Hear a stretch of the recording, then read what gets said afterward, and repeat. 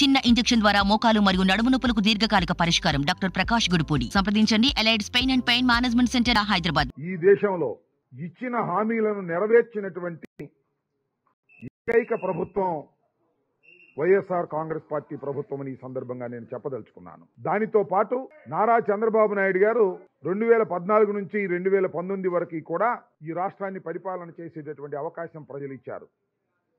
ఆయన ఇచ్చినటువంటి ఏ వాగ్దానాన్ని అమలు చేయలేదు. జగన్మోహన్ రెడ్డి గారు ఇచ్చిన ప్రతి వాగ్దానాన్ని అమలు చేశారు. ఇది వ్యత్యాసం అని మనం చేస్తున్నాం. ఎంత చిత్రం అంటే, మేము మేనిఫెస్టో వేశాం, ఆ మేనిఫెస్టోని ప్రతి ఇంటికి తీసుకువెళ్ళి ఇస్తున్నాం. చంద్రబాబు నాయుడు గారు 2014లో ఇచ్చినటువంటి మేనిఫెస్టో అదృశ్యమైపోయింది, వెబ్సైట్లో లేదు. అంటే దాన్ని చూసి సిగ్గుపడవలసినటువంటి పరిస్థితి చంద్రబాబు నాయుడు గారికి వచ్చింది. అందువల్ల దాన్ని మాయం చేశారు. మేనిఫెస్టోలను మాయం చేసేటటువంటి తత్వం కలిగినటువంటి వ్యక్తి నారా చంద్రబాబు నాయుడు గారు.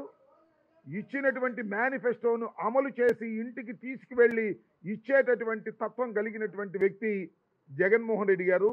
ఈ రాష్ట్ర ప్రభుత్వాన్ని మనవి చేస్తున్నాం.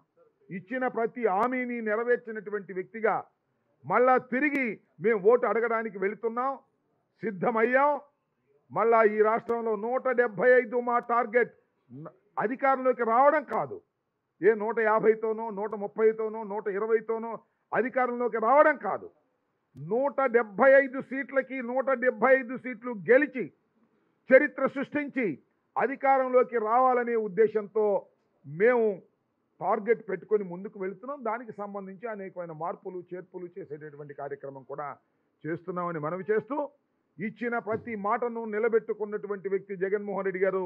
ఇచ్చిన ప్రతి మాటను చెత్తబుట్టలో వేసినటువంటి చంద్రబాబు నాయుడు గారు. ఇది వారి వ్యత్యాసం అని ఈ సందర్భంగా నేను చెప్పదలుచుకున్నాను.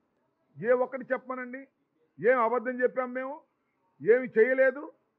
సిపిఎస్ ఎస్, దానికి ఆల్టర్నేటివ్ తీసుకొచ్చాం. దాని విషయాలు వివరంగా చెప్పి ఆ ఆల్టర్నేటివ్ తీసుకొచ్చినటువంటి సందర్భం తప్ప మోసం చేసిన సందర్భం లేదే.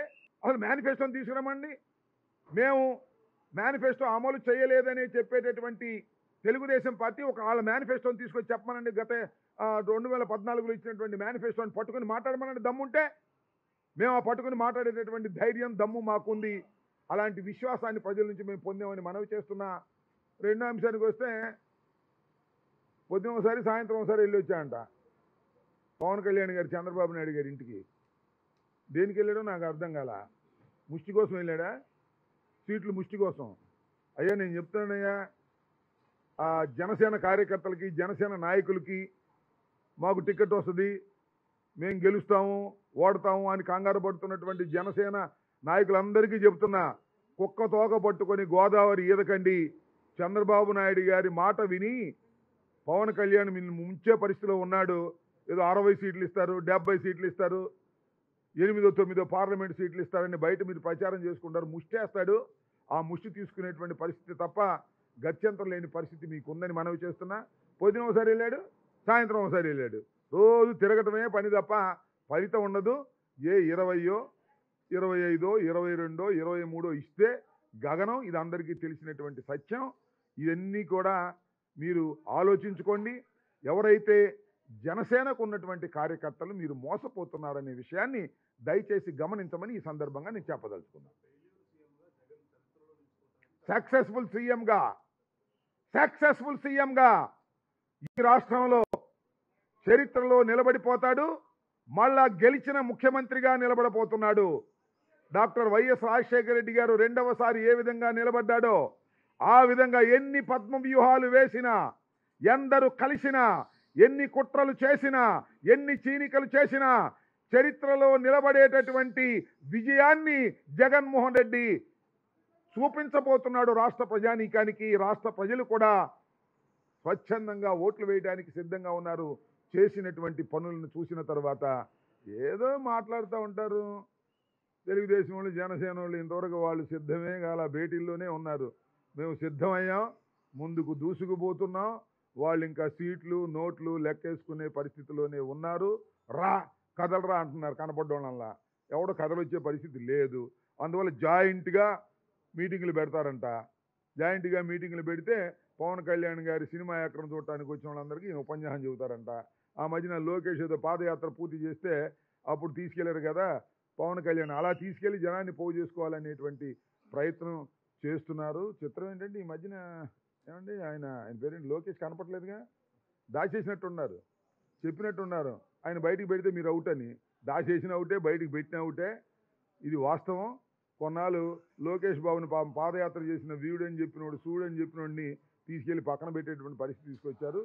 మిమ్మల్ని పక్కన పెట్టబోతున్నారు ఈ రాష్ట్ర ప్రజానీకం. మీరు కూటమి కట్టినా పొత్తులు పెట్టుకున్నా ఏమి చేసినా మిమ్మల్ని పక్కకు పెట్టే పరిస్థితి ఉంటుందని గుర్తుపెట్టుకోమని మనవి చేస్తున్నాం. ఎవరైనా మా పార్టీ చేరితే చేరతాడు. టికెట్ వద్దే, టికెట్ ఇవ్వనన్న వాళ్ళందరూ వెళ్ళి అక్కడ చేరుతుంటారు బఫూన్లు. ఇక్కడ టికెట్ లేదని చెప్పిన తర్వాత బఫూన్ బాలశౌరి వెళ్ళి అటు చేరాడు, అంతే కదా. కొద్దిగా ఓవర్గా మాట్లాడాడు, ఓవర్ యాక్షన్ చేస్తే తప్ప అక్కడ గుర్తించరు అనుకుంటున్నారు అనుకుంటా. వెళ్ళి చాలా ప్రగల్భాలు పలికాడు, చాలా ఓవర్ యాక్షన్ చేశాడు.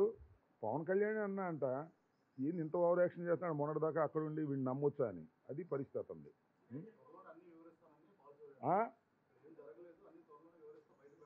మన రెండో సినిమా ఉందా? మాకు తెలీదే, ఆయనకే తెలుసా? ఆయన జీవితం అంతా మాకు తెలుసు.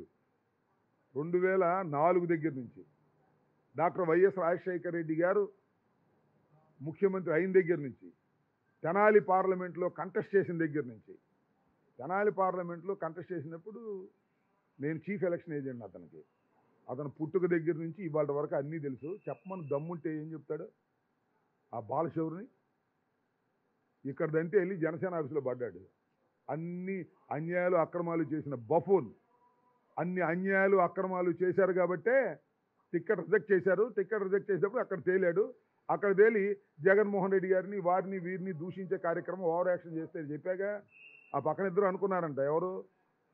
పవన్ కళ్యాణ్ ఆయన పేరేంటి తెనాలి ఆయన ఎవరు నాదెళ్ల మనోహరు. ఏంది మొన్నటిదాకా అక్కడ ఇక్కడ ఓవర్ యాక్షన్ చేస్తున్నాడు, వీడు నమ్మొచ్చా అన్నారంట.